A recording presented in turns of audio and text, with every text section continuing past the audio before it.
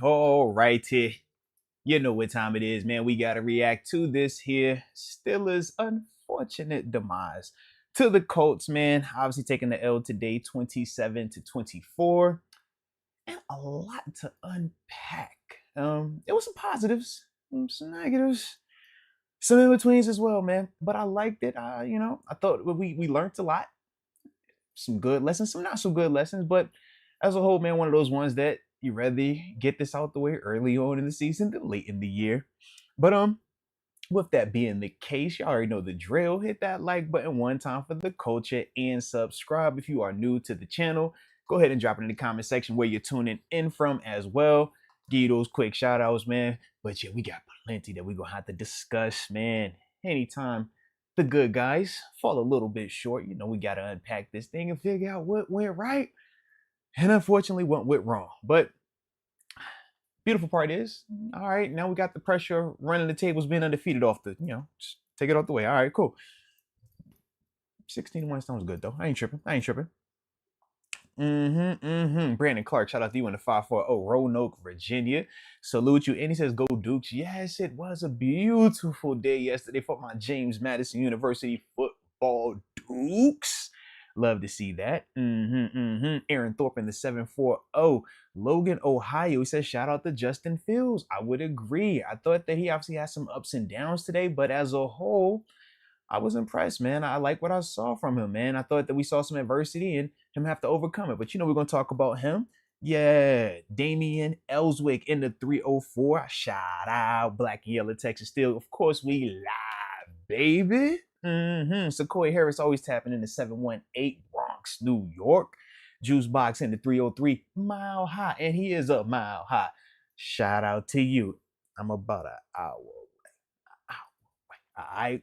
Leah Warner, the 254 Colleen, Texas. Shout out to Leah. And Jose Lazaro in the 609. Shout out to you, Jose. And I'm gonna end it with the homie James Martin in the 740 Zanesville, Ohio. Says Justin is still our QB. We just need a wide receiver too. Okay. I likes the energy early on. All right, I can't forget the homie Jamie Carlo because he's always tapping in 321 Melbourne, Florida, baby. And he says, shout out to the heart of the Steelers, which I think is perfect, man. When you're talking about today, I thought the heart was on display, man. Unfortunately, it had to be displayed. I'm mad that it turned into that, but unfortunately, when you start the game how we started, this is kind of what happens, man. It was like that perfect storm, right? Obviously, Anthony Richardson leaves that open and drive, eight plays, 70 yards, they get a touchdown, and we're all kind of like, whoa, what is this? Now, I thought the physicality from the Colts was kind of like the Chargers energy last week, right? Chargers came out the gate, man, aggressive, setting the tempo, really winning the line of scrimmage, and we all were in that first quarter last week like, ooh, all right. I kind of had those vibes a little bit today, man. It kind of felt like the Colts had heard all week about how the Steelers were more physical and are super physical teams, and they're going to come in here and run the football, and you guys can't stop the football. And they're like they were pissed off about it and wanted to make that a point of emphasis in this game. I thought that opening drive wasn't going to be able to be sustained for 4 quarters, but obviously we saw what they were able to do. From there, man, we get the bad luck. And what I mean by bad luck is this. Anthony Richardson went down. Now, we don't want anybody to get hurt, but we said specifically we don't want him to get hurt because we felt that Flacco as a passer of the football is way more dangerous than Anthony Richardson, playing quarterback for the Colts. That opening drive looked cool for the Colts. We was all saying the same thing. All right, you got lucky on that Michael Pittman pass. I bet you ain't going to hit that again. And in due time, you're going to throw a pick. He missed a little speed out, and then from there, he obviously came back with the touchdown. But it's like, man, we were feeling good about Anthony Richardson. Like, yo, we'll be okay with this guy. But unfortunately, he doesn't return. Shout out to Minka. Unfortunately, 2 times, right? Putting the big hits on him. But from there, Flacco, I thought what the game plan was for Anthony Richardson was going to be zone concepts, allow Anthony Richardson to make the mistake, and we just sit back and just catch the ones he throws to us, provide some pressure up front. But with Joe Flacco, that changes. Joe Flacco out there, you can't sit in that zone. He was going to pick you apart, and we saw that.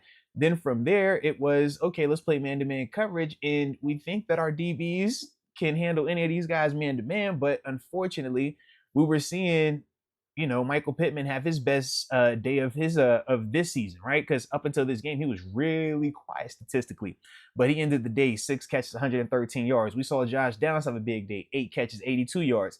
Heck, the guy on tape who had been, providing the way for them offensively when it was throwing the football and catching it was Alec Pierce, and he did nothing today. But to me, that's the difference between Anthony Richardson and Joe Flacco. Joe Flacco, if you sit him back there and allow him to have time, this is the same thing he did in Cleveland last year. They got him comeback player of the year, right? He can throw the football, he can anticipate, and he still knows how to read defenses. So unless you're going to get pressure on him and make him move out the pocket, which you saw when we did do that on occasion, he missed. But we just didn't do that enough when he came in there, man. He was way too comfortable.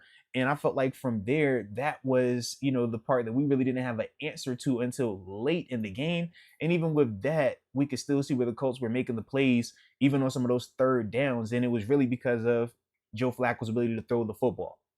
So like I said, that was kind of the bad luck, I would say, that kind of happened with that because it changed the whole flow of that first half. And obviously that's how they, end up going their first 3 drives, points, 2 touchdowns and a field goal. We're like, whoo.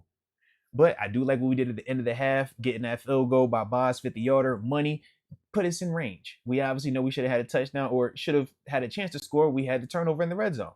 That's us. We got to be better, right? GP trying to make a play, you lose that ball, and then it just takes the bad bounce.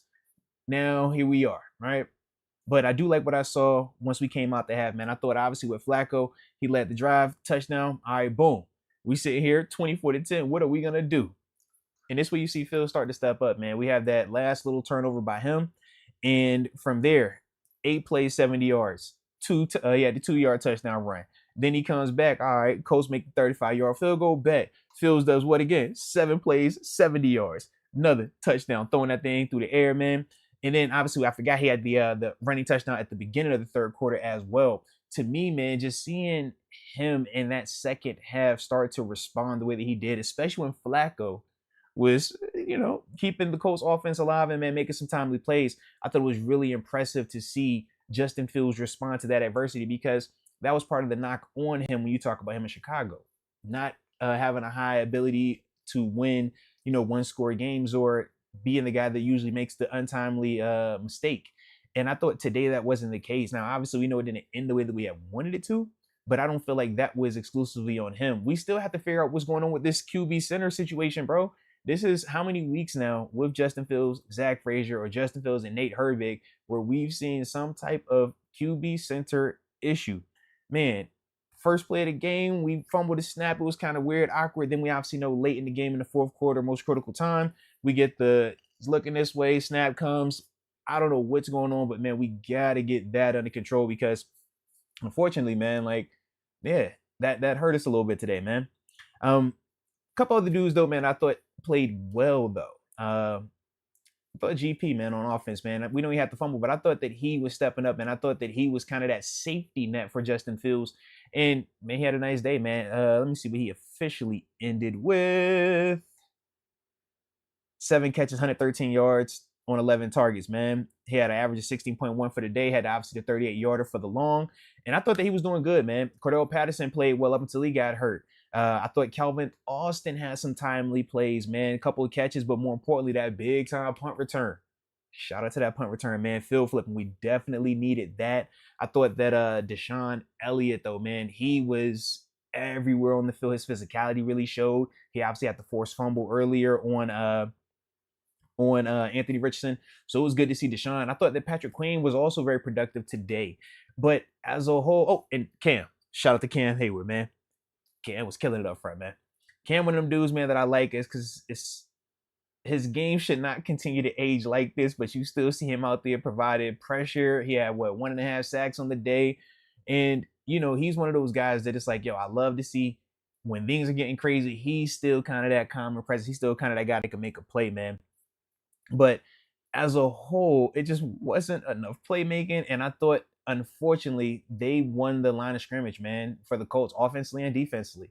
I thought that they were able to really get after us at times when we were dropping back to pass. I thought Fields kind of had a little bit of a hostile environment at times. Let me see how many times. Yeah, he ended up getting hit 9 times today, sacked 4 times. Then on the flip side, we got 7 QB hits, 2 sacks. We would all agree that we're taking our pass rushers, our front seven over the Colts any day of the week. But unfortunately, we did not win that matchup from my eyes with enough, space in between, man. I thought that was a little bit where the Colts were, protecting well. And it wasn't always keeping tight ends and running backs in. Sometimes they had the single block, and I thought they did good. And then on the flip side, I thought that for us, we once again kind of struggled. Man, we saw Broderick, obviously he had the 1 sack called back because of the roughing the passer in today's NFL. That's how we doing it. But it was like, dude, Fields took some shots, and then obviously he got hit again. That was the thing for me, man. I just thought that our protection was not as good as I would have liked it to be, and I thought the Colts protected a little bit better than I anticipated. And then I thought their rookie pass rusher, Latu Latu, man. Obviously 15th overall pick out of UCLA. I liked his game, man. I was considering, I was looking at him in some of these spots, man, because he can ball. He can definitely play, man. But he really stepped up in Kwity Paye's absence, and he looked good, man. I thought that he was definitely providing some splash for them, man. Him and was it I'm gonna butcher this dude's name real quick. Let me the Yingbo. Yeah. Number 54. The guy who kept getting sacks out there. I thought that dude, man, I thought that he played well, man. Those dudes kind of surprised me a little bit with their production. And I thought that their linebackers, unfortunately, played a lot more physical than they had been showing on tape. I thought Najee and company were going to be able to be the more physical team or the more physical group and really run through those LBs. And unfortunately, that was not the case, man. I thought that between Speed and Franklin, right?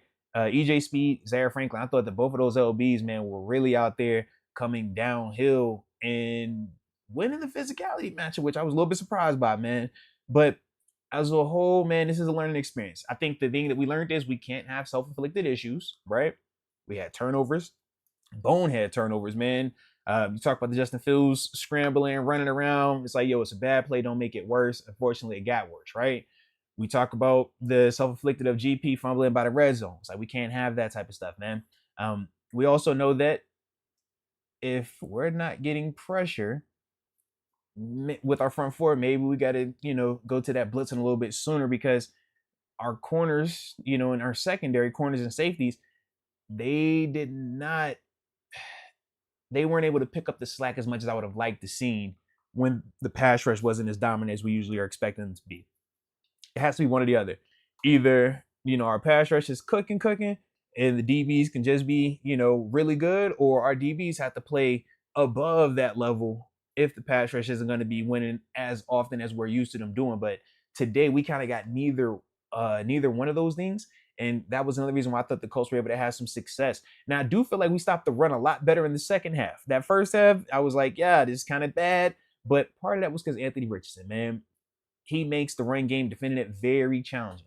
But him going out, I thought that we were kind of able to stop that bleed in the second half, and we were a lot better there. But we got to run the ball better. I do feel like we got to get back healthy as well. I thought offensive line-wise, man, when you lose James Daniels in the middle of the game, it was like, okay, Mason McCormick was starting in place of Spencer Anderson, but within the second quarter, you lose James Daniels, so now you got Spencer Anderson not playing where he's been starting at. He's playing at the right guard now. So, even with that, I thought low-key, though, that Spencer and Mason McCormick gave valiant efforts. They weren't perfect, but I thought that they were still, they were above, was it varsity, above the line, from my initial just watching. I thought tackle play, I wanted us to see us be a little bit better, man, but we got to be better, man.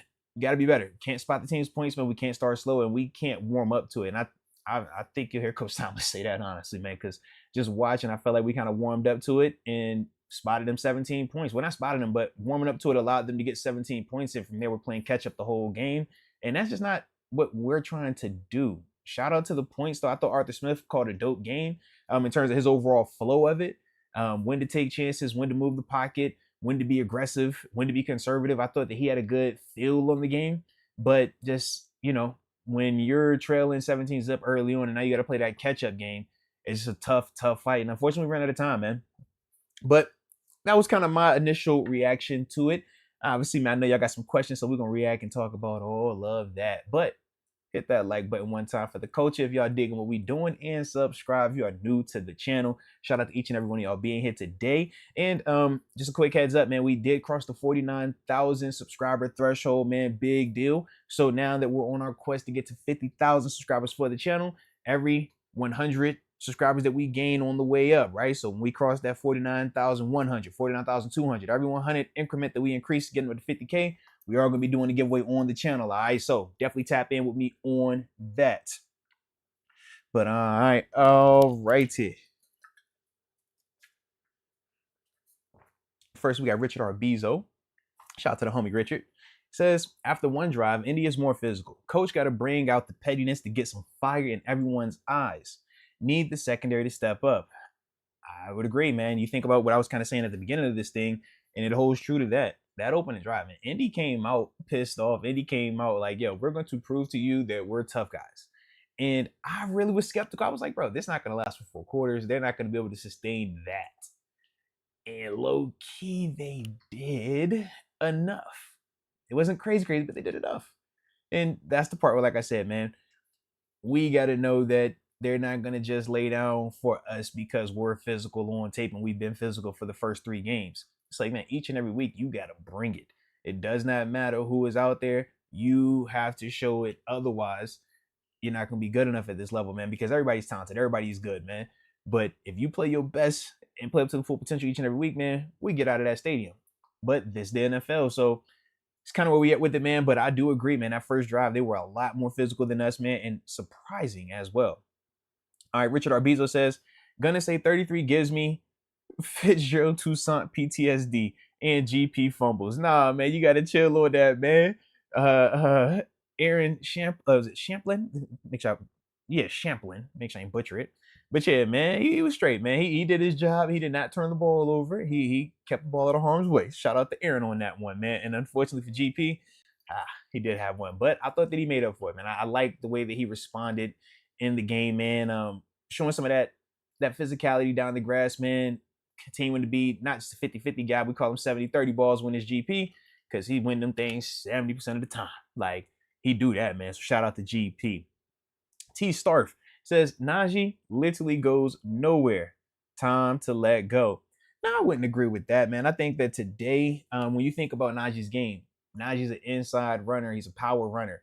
Where were we most banged up at? The interior part, right? Both of our guards were backups that were getting their starts.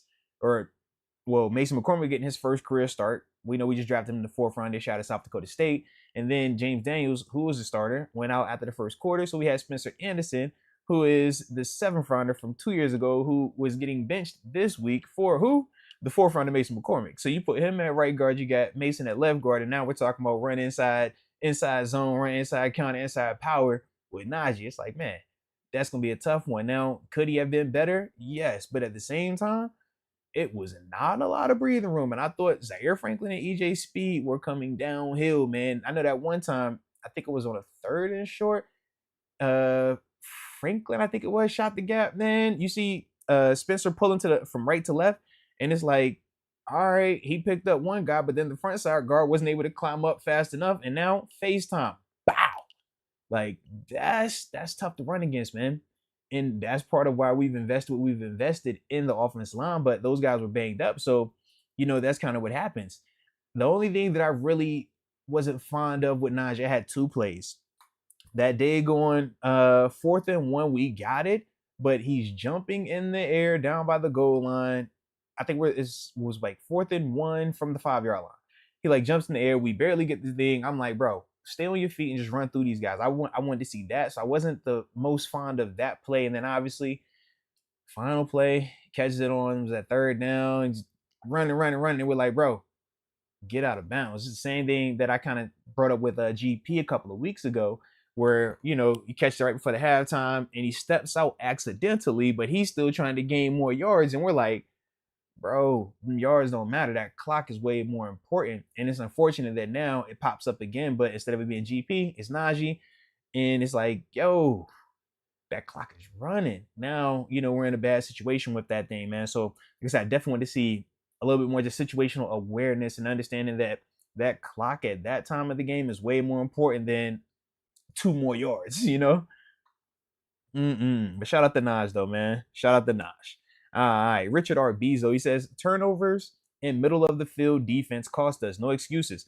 No, I'm with you on that, man. And think about it like this: excuses, excuses are, hey man, it's your fault that we lost. That's an excuse. Yeah. Now context matters though, because if you don't look at the context, if you don't comb through it and find out what went right, what went wrong, all you're gonna do is just put yourself in a position to fail again the next week. So no excuses. But when you think about why the turnovers happen, you think about what Justin Fields is doing a little bit too much, right? It's like, man, all right, you rolled, you ran to the right, it wasn't there. All right, now you're trying to roll back to the left. It's like, man, let's get rid of the ball. All right, I know that you're capable of doing certain things, but it's like at certain points, don't make a bad play worse. GP, kind of fluky. You make the one dude on your back miss, and then you run it in it, pop, ball pop, gets hit, pops out. It's like, yeah, detail your work, 2 hands on it, right?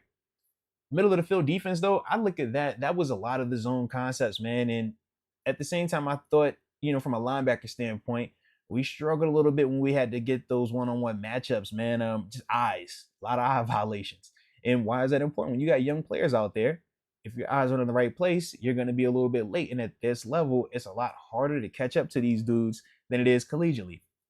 That comes with being young. That comes with, the whole you're a rookie being out there in critical situations. He'll learn from all of that type of stuff, man, with the film study. But I thought that was more of, like I said, with the middle of the field, I thought that was a lot of the zone stuff and just eye violations, man. But that's the part that at this level, if you don't think it's a big deal, which a lot of times, man, you won't think it is until you get into these situations and it adds up.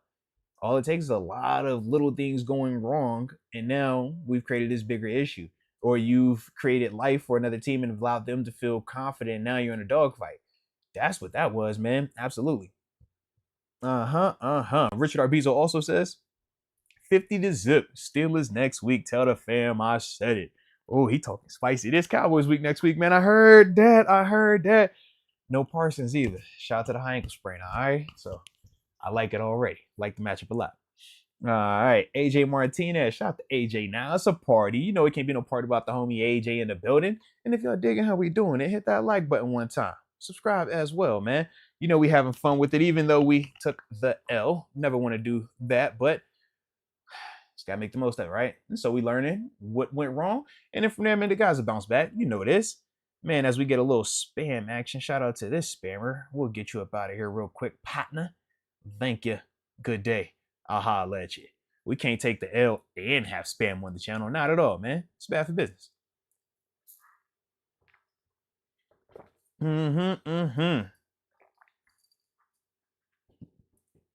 T Starf also says Justin Fields carried, Pickens fumbled, and dropped a touchdown. Ooh, you dog. You cool. He did drop that. Low key.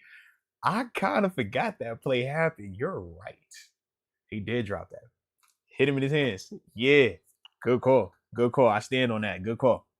All right. And he says, Najee don't care about that screenplay. Tired of seeing him get nowhere. He says, and he doesn't care about the screenplay. He's tired of seeing him get nowhere. Cordell Patterson is the better running back. JPJ with the sad face. And he just says, shaking his head. All righty. All righty. We can talk about it. Justin Fields definitely was doing his thing out there, man. Second half, he was playing at a very high level. Was it perfect? No. But the adversity and his ability to rise above it, I thought was beautiful. It was one of those weird moments of, yeah, I'm watching certain things that I don't like, but I'm seeing a lot of just beauty in the midst of this struggle.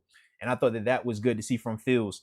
GP, yeah, you definitely dropped that T. I forgot about that, bro. You still played well, but that's GP, right? As nice as he is, it's like, yo, even with these two negatives that we about to talk about, he still was balling. All right. So yeah, catch the touchdown, finish the catch.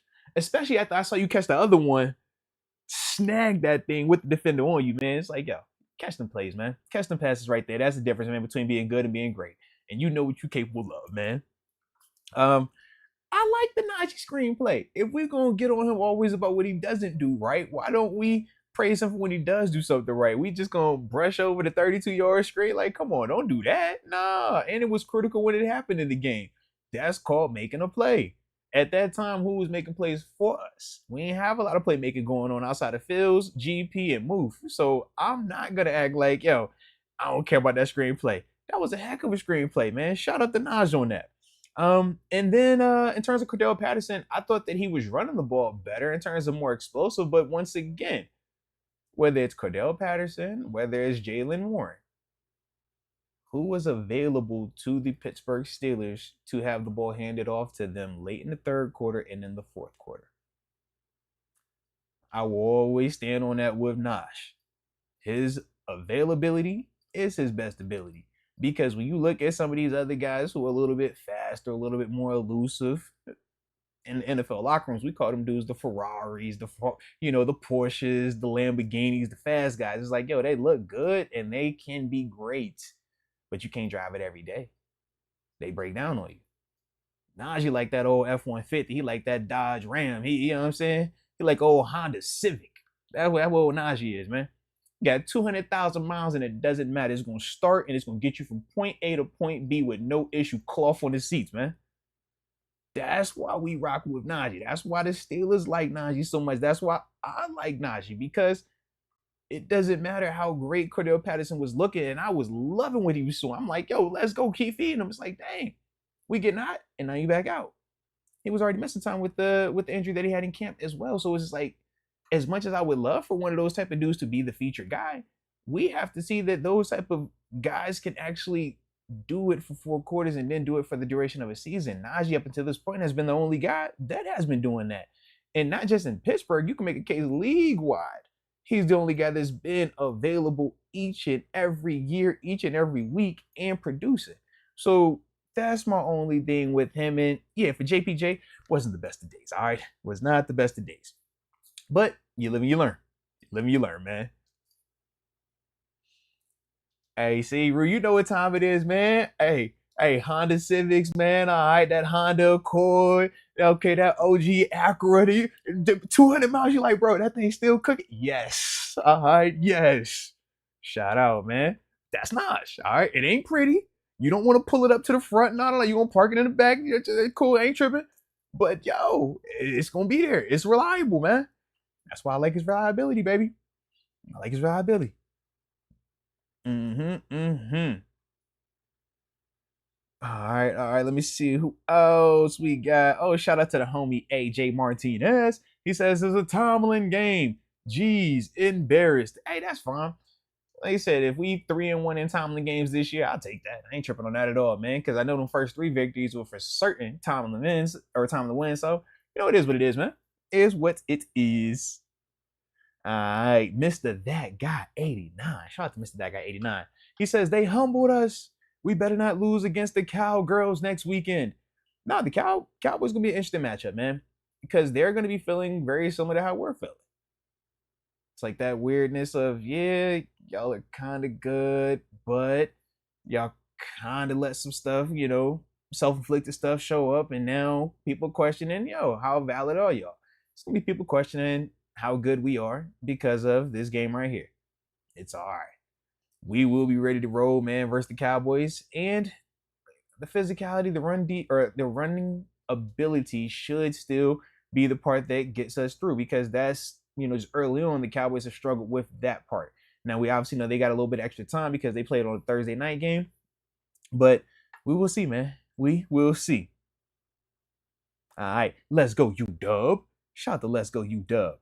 Says Patrick Queen looking like his Baltimore self that made them get Roquan Smith. Did he forget how to tackle again? All right, so once again, man, everybody knows on Patrick Queen's tape, he gets to the ball a lot, but he's going to miss tackles. That's just part of who he is in terms of his play style. You want it to get cleaned up, and it does in moments, but that's something that is always going to be a challenge for him right now, and he's working to get it better. What I will say is this, though, still was very productive on the day. Obviously, I think it was like 7-8 tackles. You want to see, like I said, more consistency, man. But I thought for him, man, it's just, yeah, certain times, man, his game doesn't look as pretty because he typically is more of the let me use my athleticism and speed to make plays. And at times when you run directly at him, it does make a little bit more of a challenge on him. But you also see times where he's making these plays silent and silent, or he is making those plays in coverage. And that's the thing for me that we can't lose sight of that. Like, yeah, we want him to be perfect. We want more and more and more production in terms of like splash. But at the same time, it's like, bruh, it's not that like sometimes it's easier to make the plays. Like, I feel like last week he should have caught the pick, right?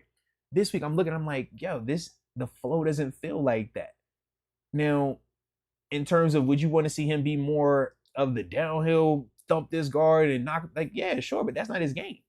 That is the Roquan game, but that's also why we have Landon Roberts. That's more of his game. So you try to find the complementary pieces and stuff like that. But I just think it's one of those names, man, where early on, you're going to kind of deal with some of the missed tackles and stuff from him. You're going to deal with some of the, can we take a little bit better angle here because he's still getting up to speed. He's still getting acclimated to everything, man, because it wasn't like he was out there for every single snap in the preseason. So we know early on you're dealing with this type of stuff. It's not an excuse. It's just more so context to when you're seeing it because you'll hear me say, man, he was productive today. And you also hear people say, well, he missed tackles. And it's like, all right, well, he still has 7 tackles, third on the team for the day. So he was around the ball. You know what I mean? He's getting to the ball. But yeah, you want to see him be a little bit cleaner with that. And that's the part that, yeah, he has to work on his game, but that's been on his tape. That's not new. Steelers already knew this before we even brought him over from Baltimore. So that's the part where, like I said, man, with him, you just got to keep working on that and just keeping it as a point of emphasis for him in his game. And I know he knows that as well, man. So that's the part where I don't have a lot of concern with that because I'm still seeing him get to the ball and he's getting to the ball a lot. All right, all right. Now let's go. UW also says, so if Najee is hurt, we might be out of running backs. Yes, that is true, and I know you said that during the game, man. But I'm glad that he's not hurt, because he was able to come back, and that's the part that when you're talking Najee, you feel a little bit better about it, right?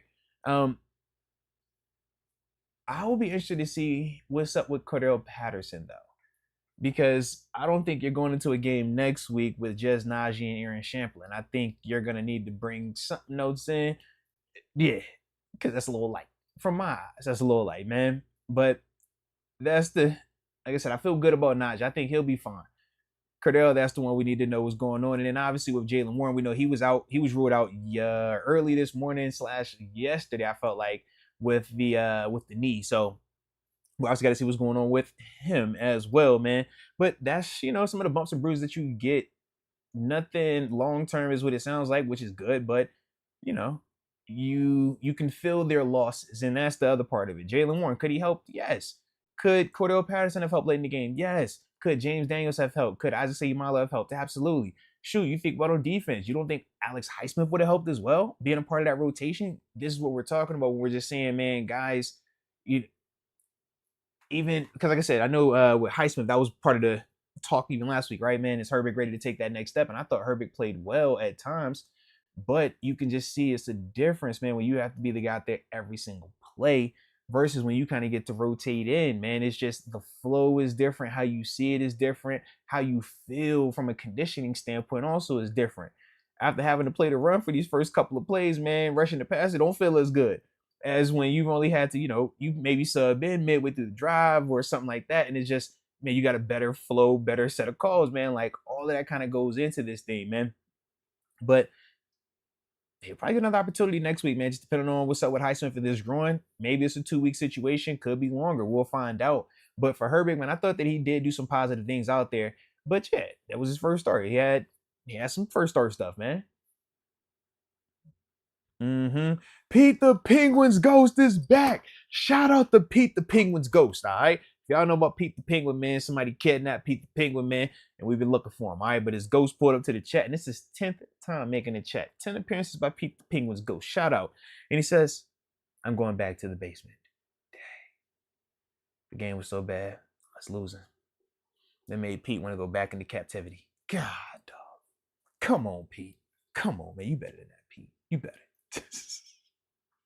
All right, Barilla92 says it sucks But if we can play this bad and still almost come out with the W, I'm optimistic about when we start firing on all cylinders. Justin Fields is my QB. All right, I like it, Barella. I like it. Yeah, I would agree, man. It was a lot of positivity in that. We played, wasn't our best. It wasn't a terrible game, but we didn't play our best game. We had some self-inflicted. We had some turnovers. We had some things that typically haven't been on our tape this year pop up. And even with that, being able to, fall short by 3 points and still have an opportunity late in the game to win. Think about it. We had the ball last in that, situation. We just unfortunately couldn't convert. And then from there, that's, where they're able to take the knee and run the clock out. But it was good to see that after the way this game started, for it to have ended that way, yeah, that's a testament to the heart, it's a testament to the fight of this team. And I'm with you. I like the way I like what I saw from Justin Fields. So I like how you're already still in support of that. So shout out to Justin Fields for that, man. But like I said, man, with Justin, he's been playing well. It wasn't perfect today, but he did a lot of positive things, man. And I thought in that second half really showed a lot of fight, a lot of heart, and production. So I do like that. I mean, this dude was accounting for what? 2 on the ground. He had 1 in the air. Should have another in the air. Yeah, he was hooping today, man. Shout out to Justin Fields, baby. Shout out. Ended up with 300 yards passing, too. 22 of 34 for 312, 1 tutty. Sheesh, 1055 on the ground for 2. Yeah, he was hooping. He was hooping. Like I said, it wasn't perfect, but the production was for certainly there. All right. AJ Martinez says, our mobile QB should not be sitting in a pocket. True, very true. And we had some QB runs, some stuff like that. I just think they're still back and forth on how much of that they want to make his game and how much they want to allow him to kind of sit in the pocket, throw, and use more of the play action stuff and kind of protect him. Kind of what the Colts were trying to do or have been doing on occasion on film with Anthony Richardson. Obviously, we know today he kind of got hit and got hurt running the football. I just think that you still kind of have that as well, man. You don't want to do too much of that. You want to make sure that, hey, man, they got a nice balance, but more so he's going to last longer by staying in that pocket, man. Whereas when he has to use his legs more and more, we just know, man, the probability of him eventually getting nicked up or banged up increases the more he's running the football outside that pocket. All right, AJ Martinez says, build an offense around the personnel. Oh, yeah, I would agree, man. And I feel like we have done that, man. Absolutely. I mean, you still seeing it. Darnell Washington, shout out to him. Once again, man, making some plays in the pass game. Mean stiff arm, jumping over a guy, big time yak. I like that. Like what I saw with Moats as well. I just thought that, man, when Cordell went out, that kind of hurt what we like to do package-wise. Because we'll play him and Najee Harris with Darnell and Moats and GP.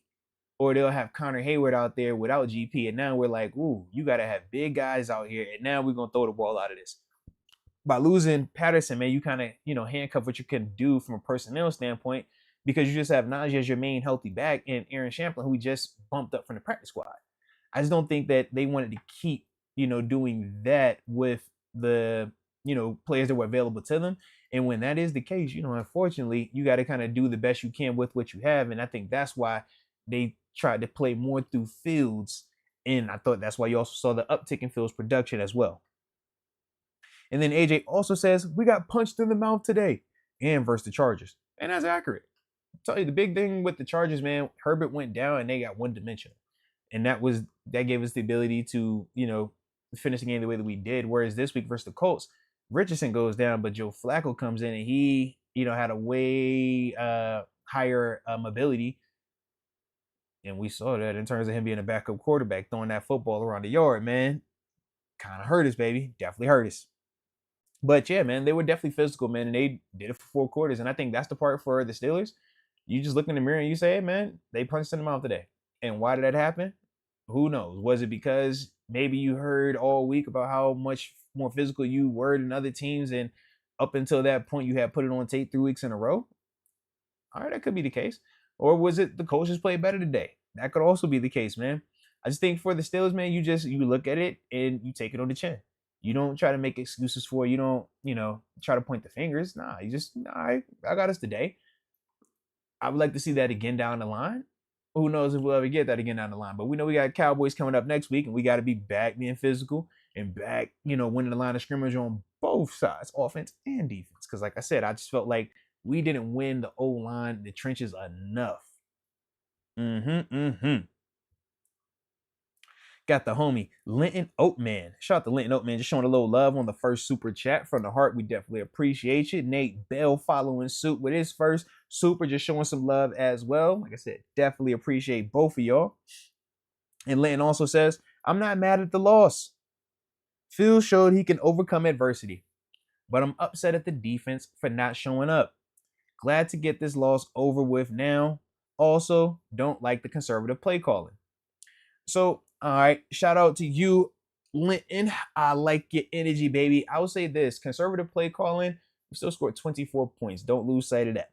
The second thing in terms of the conservative play calling, you're trying to minimize negativity. We saw how our self-inflicted negativity hurt us more than anything that the Colts could do to us, especially late in that game. So that's the reason why at times if you don't like, you call it conservative, we just call it smart football. We're like, hey, man, minimize the exposure. We don't have time for the negativity right here. Protect this football, win the field position, and now we're going to be fine. That's what we were trying to do.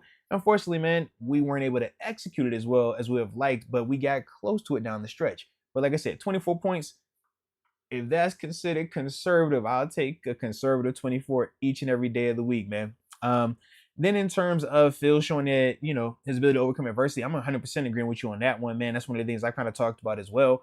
I just felt like I said, it was some positive information that we gained from this team right now. It's not always going to be perfect, man. And sometimes you want to see, what do we look like when we have some adversity? All right, now we're going to find out what we look like following a loss. If we responded with it, Justin Fields responded in this game following some adversity, I think we should feel good about it. But that's the part that, man, time is going to tell this week. How these guys respond and bounce back, man. All right, let's go. UW says Moats interview curse still undefeated. What kind of voodoo you got in the crib? LOL. No, man. Usually we got the reversed effect. Usually ours is if you come on the show, you're going to ball out the next week, man. I don't know what happened to my dog JPJ, man. It was just, like I said, a little rough out. They'll bounce back and learn from it. Kind of what he said on the interview. He said, yeah, man, it's times where, guys that have some plays on you. You're in great position. They make plays. Cool. Wasn't always in position today, but it doesn't matter. For him, he has to have that short memory because next week, CeeDee Lamb and company are coming into town, and they are not going to care about anything that he was struggling with today. They're going to try to put 100 up and try to have 300 receiving yards on him. So with that, for him, he got to get back in the lab, see what went right, what went wrong. Was it more of an eye situation in terms of seeing the right things? Was some of it the call? I know some of the stuff he's playing off coverage because, like I said earlier, they were coming in with the mindset of zone concepts because Anthony Richardson had showed on tape multiple games. He struggled to see the field and process zone defenses and where to go with the football. That changes with Joe Flacco. Obviously, we saw from Michael Pittman. He had his most productive day this season because of that, man.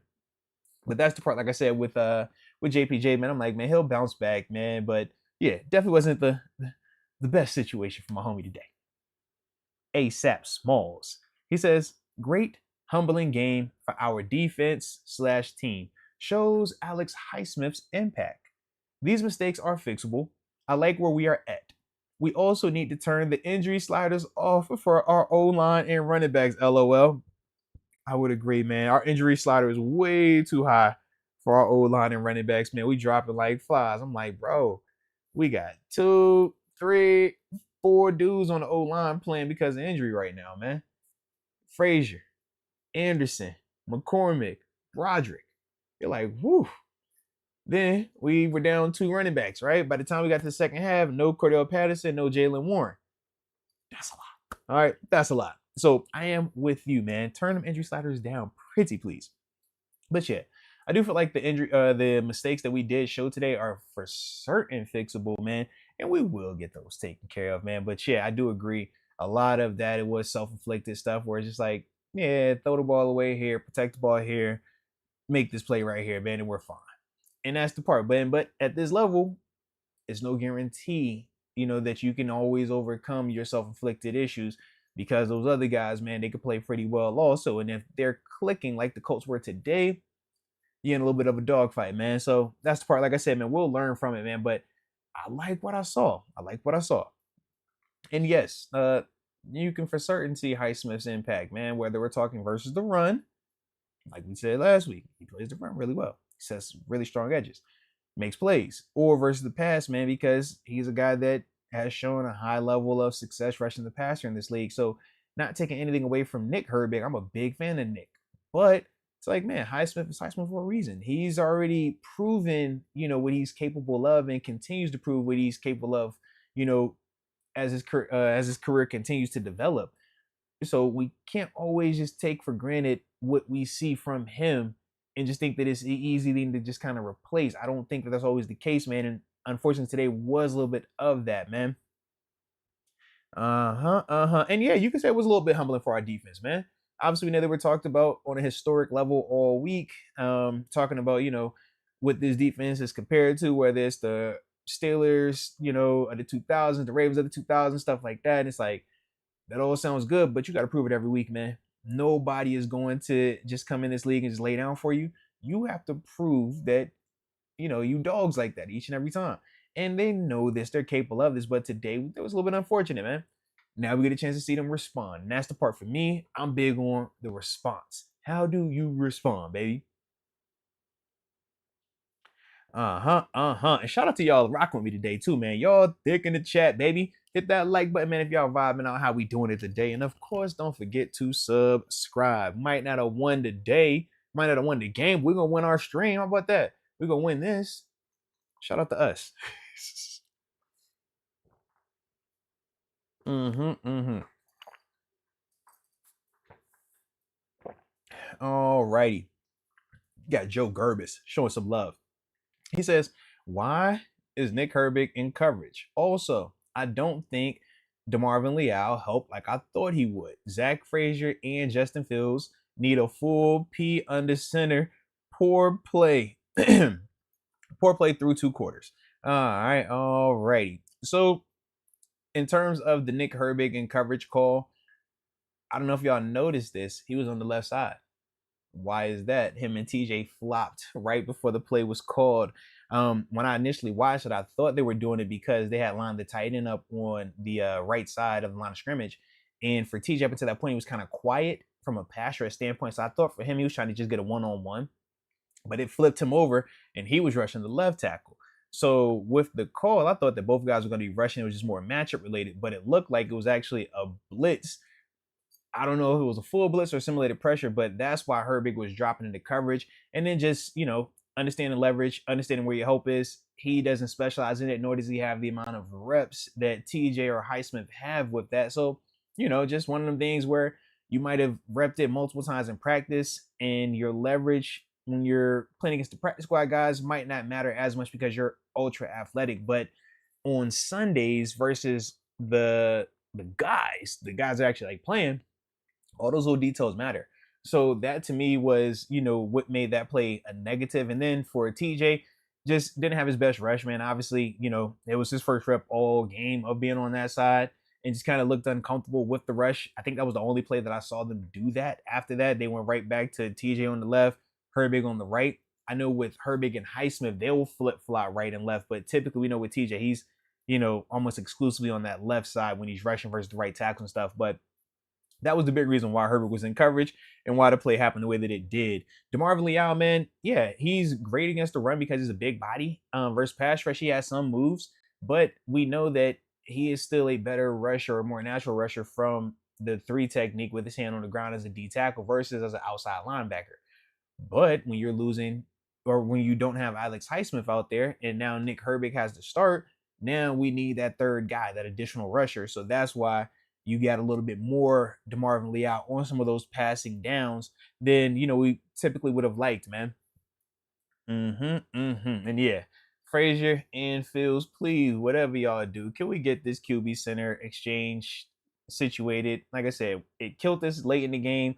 We obviously know early in the game they had another little snafu. I think it was Frazier stepped on him, and that was like the awkward handoff. So yeah, just let's get it all figured out, man. But this has been going on since, like I said, preseason, man. Every week. I don't know why. It's like one or two plays that kind of pop up. Even last week, he had the, yeah, it's awkward, man. Okay. Delusional Steelers fan. Moats, what's the problem with the center to QB exchanges? Bad communication or bad communication question mark? Also, Phil's QB1 and RB1. Shout out, man. The production was there at both spots for homie Justin Fields, man. So I definitely liked that. Um, in terms of the QB center stuff, I think in the gun, there is a little bit of miscommunication. Now, I'm starting to question, is it Frazier slash, well, yeah, because Frazier's done it the most. It's been the more times with him. We know with Herbig, it happened that one time in the preseason, and we instantly said it was Herbig. That's it. Charlie said that wasn't on him, right? Dan Orlovsky, the quarterback, said that was more on the quarterback than it was the center. So part of me thought, okay, is Phil was like calling it on one and then getting to the line and like forgetting the cadence as he's going through because he's like looking off here and the ball is snapping, right? I don't know. Or is it Frazier kind of getting out there and forgetting that it's on, too, and he just not, I don't know. Because as I look around, everybody else is kind of moving like they're expecting it, but it's just feels in the center. So I'm like, I don't be knowing. I don't know. I just don't like it. And I don't know why it's happening so frequently. I've never seen it happen every week. This is like it happened like once for the month. No, it's been every single week we've had this in game, man. So I don't know what that's about, man, but hopefully they get that thing situated, man, because it's been under center and out the gun, man. We've been just having weird plays with that, man. Steel King Nate. Shout out to the homie Steel King Nate down there in South Carolina. It was always still good to see you. And you laid last week, man. So shout out to you as well, man. All right. But he says slow start. But I like how we fought back with all the injuries. Facts on that, man. We definitely fought back. And I just hope that our injuries, man, aren't, going to keep these dudes out for a long, long time. And hopefully they'll all be back next week and we can get back to full strength. Because when we're full strength, I think we are a handful to deal with. But at the same time, man, when we don't have, all our weapons, yeah, you can kind of see where our limitations come to bite us, man. And that's why we're like, yo, man, we can't spot teams' points, but we can't have the self-inflicted issues, man, because we don't have a type of team where we're just gonna, oh yeah, we can overcome any type of adversity. Nah. But we learned that today, and I think that was a good lesson to be learned, man. You rather learn it now, like I said, later on, man, in some of these more critical games down the stretch. All right, Mike Hood says, Mr. Moats, salute you. I salute you, man. He says, best thing about 3-1, there's a chance to be 4-1. And I would agree with you, baby. I definitely do. He says, only one game still, 3-1, 1/4 of the way through this thing. Can't wait to see the all 22. Facts on that, man. Facts on that. But yeah, man, the first quarter of the season. Remember, that's how we break it. That's how we break it down. Every 4 games. We went 3-1 this quarter. We'll take that. You want to win every quarter. That's what every quarter, right? Whether it's 3-1 or 4-0, but you want to win every quarter, of the season. So right now, man, we're off to a good start. Let's keep it going, man. But definitely like what I'm seeing in terms of the first month of the season for us, man. 3-1. We've had some tough 1-score games. We've had a nice, cushiony victory, and then we, drop one, a little tough match. But we straight. We definitely straight. All right. G. Alexander, Wagwan. What's happening, baby? He says, we overlooked them. They came out physical and punched us in the mouth from the jump. We were their benchmark and they hunted us. Stupid mistakes kill.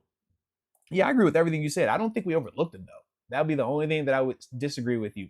Maybe from a fans, media standpoint, y'all can say overlooked. I don't feel like the Steelers overlooked them, though, when I'm watching how they were playing against them. No, I just think that the Colts rose to the occasion. I think it was more of that. I think overlooking, I don't know, man. It's, to my eyes, I think it's just different energy. And I didn't get that from them today. I didn't get them coming out flat. I didn't catch that. I just thought that the Colts just wanted to prove a point. And I thought that for us, typically, when the game is going like how it was early, usually this one we see Najee kind of step up and we'll see that physicality from him. I thought that we just never got a chance to see that early enough. And then before we know it, we're looking up in the 17 zip and we're like, bro, how did this happen? Like, they didn't have 3 scoring drives. Whoa. I think it was some of that. But afterwards, you saw how we were able to rally back, and that's what made the second half so interesting. But you can't allow teams to get this type of lead on you at this level and expect to win a ton of games. That's tough to do, man. Really tough. Mm-hmm. Mm-hmm. Joe Gerbis, shout out to Joe. Joe says, line was too emotional in the first. They don't look like they are hungry to win. I know injuries, but we need wide receiver screen and some better plays. I'm depressed. Oh, it's all right, man. It's all right. So check it out. I would agree, man. I thought that we were from offensive line standpoint, we had some bonehead stuff, man. The was the unnecessary roughness or late hit on Broderick slash Spencer Anderson, just running on the field, late hits. You're like, come on, we won't need that. But you could also see, man, that they just kind of have this. When you have the mixed group like they're dealing with, it's hard to have everybody playing with that mentality. Because where's your confidence at when you're not the guy, right? When you're not the starter, when you're the guy for Spencer Anderson, for example, right? How does he come on the field and have the dog type of mentality, the dog type confidence, and just feel like, yo, I got this when he was just benched for the dude that's opposite of him? And then the dude is opposite of him is like, yo, this your first start ever. How do you feel like that? You know what I mean? And we both know that, yeah, James Daniels and Isaiah Miller will be out there over both of y'all guys. So I just think that with that, it makes it a little bit of a hodgepodge, man. And you're gonna get the wacky waviness of the emotions with those guys coming out there. So as much as we don't want to talk about the injuries or act as if they don't matter for some type of bravado, to me they do matter. To me, they do have an impact. They give you context. And I think that that's something that we have to understand. Now, is it an excuse? No, we don't use it and say, man, we lost because of this. But we also say that, man, we could have been a lot better if we didn't have to deal with this. Unfortunately, we do. Every team deals with injuries. Anthony Richardson goes out. That's their quarterback. Just so happens they got Joe Flacco. Russell Wilson's technically our QB1. He ain't been out all year. Justin Fields been playing lights out, though, right? Or playing at a very high level. So they said, man, I'm with you. I'm with you. But the context does matter. We can't overlook it now. They do matter on occasion. All right. Got Michael Brooks in the building too. He says, we need Josh to handle this business tonight. Yeah, for those that don't know, Michael Brooks is referring to that super overrated Buffalo Bills quarterback and team tonight as they head into prime time to face the Baltimore Ratbirds. Yeah. Because I don't know, man. Because I know Deke was saying he don't want the Bills to just be going out there and winning. But at the same time, the Ravens are in the division, so we need them to lose. So I guess Michael Brooks. I guess if you want Josh Allen and the Bills to win today, I suppose I can rally around you and root as well. Jeez. Richard Arvizo, he says, I said no excuse earlier. I meant can't blame refs. Oh, respect them. And yeah, definitely can't blame the refs on that. Even though, and I'll agree, and let's talk about the refs a little bit too. I didn't hate what they did today. I felt like they called it consistent. And what I mean is this. That first sack on Justin Fields that they call roughing the passer, right? Or unnecessary roughness.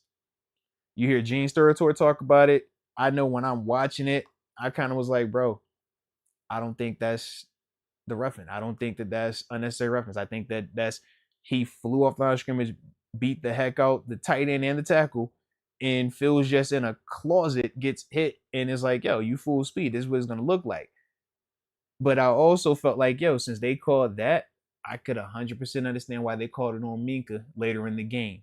Because to me, I'm just like, yo, if you're calling it where it doesn't matter the intent, it doesn't matter that, yo, Minka's running full speed trying to make a play. And even though he's not trying to kill this dude, he still pops him pretty decent. You're going to throw that flag. It's like, yo, I get it. Because I didn't feel like that. The play on Justin Fields when he got hit in the backfire, I didn't think that should have been a flag. I thought it was just, yo, this dude is going so fast. It's like, yo, where are you going? You're in a phone booth, man. Like, but that's why I say, man, I don't think that either one of those, I can't say, oh, look at that, because I look at that one and vice versa. I thought even with some of the hand fight that they were allowing to go down the grass with GP, we ain't getting no OPIs, we ain't getting no DPIs. But to me, I was fine with that. I didn't like the DPI on Peasy, on JPJ, on the little like 10-yard speed out. But at the same time, I'm like, all right, you threw the flag on it. Cool. It didn't kill anything. But I didn't think that the officiating really, killed us today one way or the other. I thought that they were kind of fine. Like I said, we don't always agree with how they're going to call it. My big thing is just be consistent. If you're going to call it where we don't want it to be, too physical, like what we love to play, all right, keep it like that the whole game. And I thought that that was the mindset today. I thought that they weren't going to allow it to be the bloodbath that we typically wanted to be. And especially after how it was with that Chargers game, man, was a lot of big hits going on. I think that for them, they was kind of like, you know what? Nah, we're going to control this. We don't want that. If we're going to call that, we got to call this, though. So that was my thing. And I thought that was also why they flagged Broderick and Spencer Anderson. You look at Spencer Anderson, he hits the first dude. I'm like, questionable. Broderick comes in even after that hits him. I'm like, yeah, they're not allowing that today. Some games they allow some of that to go on, man. But you kind of could catch that feeling early on in this game that, yo, these refs, they're not going to go for that today. So I just think that for us, we just got to understand that and be able to play smarter and adapt to it. I did like the no call, though. Anthony Richardson slide down late. Mink still kind of gives him a little bop the head. I'm like, hey, I like the no call. He was running. All right, I ain't tripping on it. But to me, that's just one of those things, man. You just early on, man, you kind of get a feel for how these referees are going to be, calling it. And from there, you just kind of got to adapt to it. Now, we still not going to get no holding calls. We know this. It is what it is, though. It is what it is. Because it was definitely times where I'm like, yo, you're mugging TJ still. All right. But then the flip side, I know for a fact, I saw our inside, I'll just say inside offensive line, our interior offensive line, tackle homie, like a couple dudes. Yeah. I'm watching. I'm like, bro, you can't do that. That's a flag. And they ain't throw him. So I'm like, yo, if y'all don't call it on, they do, don't call it on our dude. And I felt like that also was kind of appropriate. I'ma just throw that out there. All right. But that's also why we don't get too enamored with the officiating, man. We know what they're there for. We know that they're gonna do their job to the best of their ability. But after that, man, you just got to make more plays. And we all would agree. We make the plays we're supposed to make today, man. We win in regardless of those calls. So let's see. Oh yeah, has a game, and he even said himself. He said Jones hit the dude after Spencer. They could have called either one of them, in my opinion. Yep, I'm with you, man. I'm with you. Yep. All right, Ethan Leach. He says Zach said he got the tap and he went. Haven't heard Justin's interview. All right, respect. Yeah, we did see the tap from Mason McCormick at the left guard spot. It looked like it was him because he was kind of looking back. Did it? So I don't know, man. We're gonna find out. I anticipate Justin Fields just taking the blame and being accountable. That's what I know. Anytime I've talked with him about some of that stuff, that's what he said. He's like, yo, as the quarterback, I gotta get that right. So, it's a part of it, man. I love his leadership though because of that. Regardless of what is said behind closed doors, because it could be a scenario where behind closed doors, it's like, yo, this is on my center. But I love the fact that as the leader of the team, he's saying, yo, that's on me. I got to be better. I love that about him, man. So definitely keep doing that, man. Yep. All right. And then let's see. Shout out to Mike Hood. I would agree, man. Justin, like from everything I've seen in my personal interactions, like it always seems like he's willing to take the responsibility or being accountable, for whatever went wrong in those scenarios, which is refreshing. It's good to see. Not everybody is going to be like that, but it's good to see that Justin, man, is able to be that type of leader, man, because that resonates in the locker room, man. When the guy at the head of the ship is willing to take the blame, he's willing to protect the squad. It's like, yeah, even if he is or is not, to blame, you still want to see him and him do that, man. That's leadership right there. So shout out to him, man. All right. And then shout out to Joe Gerbis. He says, I meant bread and butter plays, not better plays. Yeah, I fair enough. When I saw the butter, I was like, yo, is he saying bread and butter? I didn't know if it was a typo though. I like the bread and butter plays. Yes, the bread and butter plays. But the problem was our bread, which is running the ball, opens up for the play action, which is our butter. We ain't had that running. Cordell, he had a moment and we were thinking like, all right, we back. He gets hurt. And then the run game went back to being stagnant. So I feel like that's why we lost the bread and the butter, man. We was trying to, it's hard to run play action when the running game isn't a threat. But that's why I thought we got a chance to see more of Justin Fields' ability to just play quarterback and be a playmaker out there versus more of the system allowing him to be productive. I thought this was more of Justin Fields showing that he can elevate his play versus it being Arthur Smith just being a perfect architect. I still thought that Arthur Smith did a good job though with his overall game plan and flow of how he was calling the offense though. So shout out to him for that. But I like what I saw from Fields, man. I thought he definitely elevated today, man. But man, that's been an hour. It's crazy how fast it goes. But it was definitely a blast though, man. Like I said, man, we'll bounce back like we always do. 3-1 throughout the first 4 games. Definitely like that. But you know how we do, man. We'll bounce back and hopefully take care of business versus those good old Dallas Cowboys in prime time. But you already know the drill, man. Don't forget to hit that like button one time for the culture and subscribe. And until next time, baby. Peace.